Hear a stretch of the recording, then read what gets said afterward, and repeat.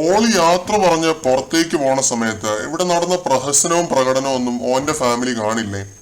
ഇവിടെയുള്ള അത്രയും പേരും കാണിക്കാത്ത പ്രഹസനം ഓൻ കാണിക്കുമ്പോ അത് ഓന്റെ ഫാമിലി ശ്രദ്ധിക്കില്ലേ?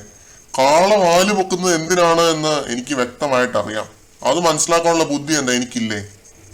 ഓൻ ഇവിടെ ഗ്രൂപ്പിസം ഇനി തുടങ്ങാൻ പാടില്ല.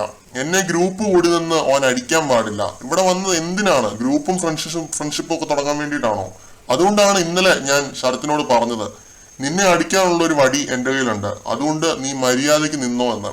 എനിക്കെതിരെ ഗ്രൂപ്പ് കൂടി നിന്ന് കളിക്കുമ്പോ ഞാൻ എന്താ ചെയ്യേണ്ടത്? ഞാൻ തിരിച്ചടിക്കില്ലേ? ഈ ബിൻസി ആരാ? ഓള് നന്നായിട്ട് ഗെയിം കളിച്ചോണ്ടിരുന്ന ആക്റ്റീവ് ആയിട്ടുള്ള ഒരു കണ്ടസ്റ്റന്റ് ആയിരുന്നില്ലേ? ജനങ്ങൾ കാണുന്നതല്ലേ, ഓന്റെ ഫാമിലി ഇതൊക്കെ കാണുന്നതല്ലേ?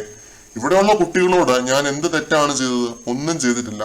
എല്ലാം തെറ്റിദ്ധരിപ്പിക്കലല്ലേ? ഇവര് തന്നെയല്ലേ ആ തെറ്റിദ്ധാരണ എല്ലാം ഉണ്ടാക്കുന്നത്? അവനോട് ഇന്നലെയും ഞാൻ പറഞ്ഞിരുന്നു, നീ എന്നെ ഇങ്ങനെ പ്രകോപിപ്പിക്കരുത് ശരത്തെ, നീ കളിക്കുന്ന കളിയൊക്കെ ഞാൻ കാണുന്നുണ്ട്, തിരിച്ചടിക്കാനായിട്ട് എനിക്ക് അറിയാഞ്ഞിട്ടല്ല എന്ന്. അന്നൊരു ദിവസം അവൻ എന്നോട് പറയുകയാണ്, ഷാനവാസിക്ക് അത്ര ആക്റ്റീവ് അല്ല, കുറച്ചുകൂടി ആക്റ്റീവ് ആവണമെന്ന്. ഈ കാര്യങ്ങളെല്ലാം ഷാനവാസ് ഇപ്പോൾ ലൈവിലിരുന്ന് നൂറയോടും ആദിലയോടും പറഞ്ഞ കാര്യങ്ങളാണ്. ഒരുപാട് കാര്യങ്ങൾ ഷാനവാസ് ഇങ്ങനെ വാതോരാതെ പറയുന്നുണ്ട്.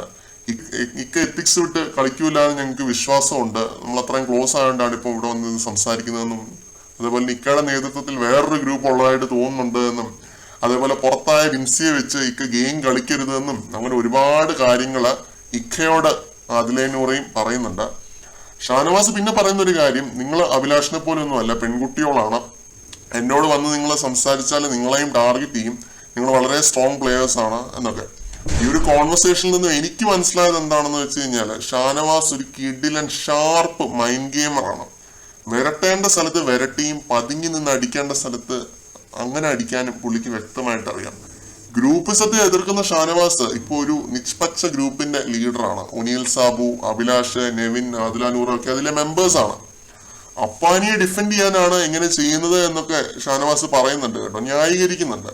എന്തായാലും അപ്പാനി ശരത്ത് ഇന്നിപ്പോ ഇത്രയും മാനസികമായി തകർന്നിരിക്കുന്നുണ്ട് എങ്കിൽ അതിന് കാരണം ഇന്നലെ രാത്രി ലൈവിനകത്ത് നടന്ന ഒരു അരമണിക്കൂറിന് മുകളിൽ നീണ്ടു നിന്ന ആ ഒരു തർക്കമാണ്.